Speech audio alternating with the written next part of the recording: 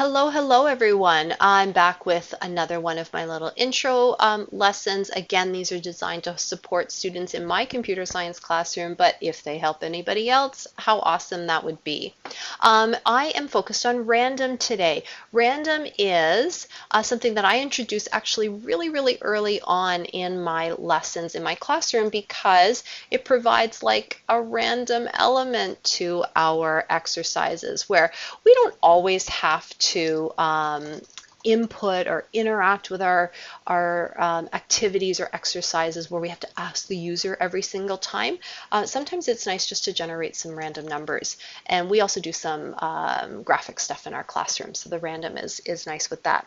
All right, first line of my program here says import random because I have to connect to that particular library. In Python, we have a series of, they're called built-in functions, and those are tools that just come with every single program that we write. But then there's like a special room in Python where there's like all these special toolboxes that you can ask to have permission to borrow. Nobody's going to say no to you. You just have to ask. And that's what this is doing. This is asking for permission to connect to the random library and saying, just so you know, I really need to borrow the hammer or the thing that's in that toolbox for my program. And so that's what we're doing right now. And we're going to look at two of the tools that are in that toolbox. So I'm going to generate kind of like a grade 1 math sheet. That's my inspiration for this activity. Thinking about math equations that you'd ask in a, introductory or elementary classroom. And I want to generate this worksheet with like, I don't know, a couple dozen maybe questions, but I want to pick them all randomly.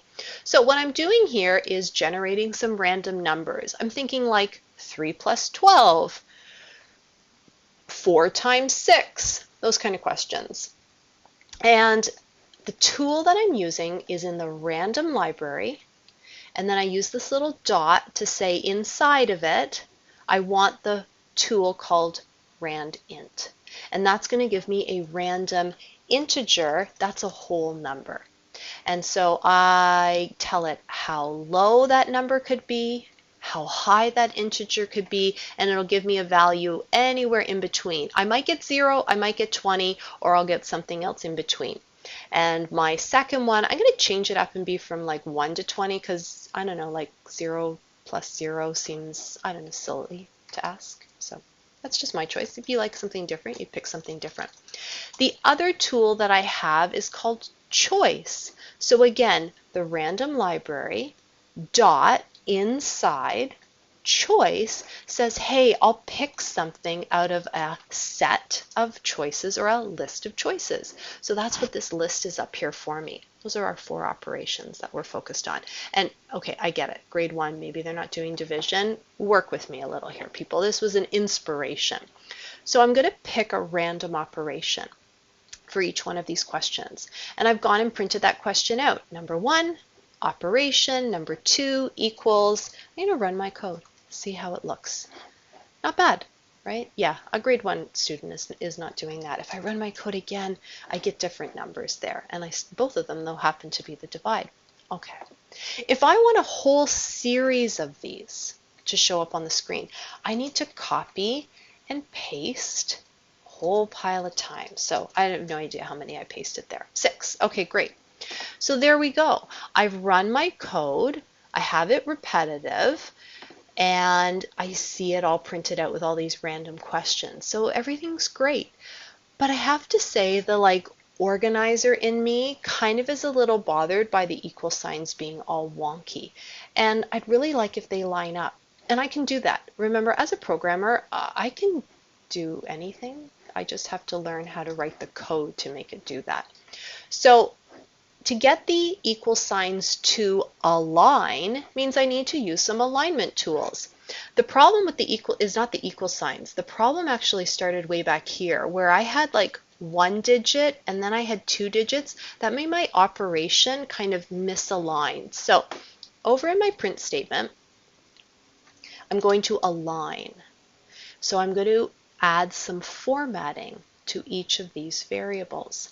So to add formatting, I use my colon, and then whatever my alignment is that I want to do.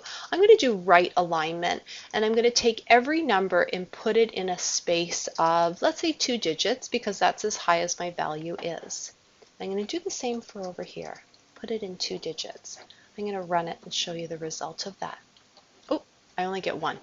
Have to copy and paste that. I deleted all those other ones because I didn't want to have to do this over and over and over again. There we go.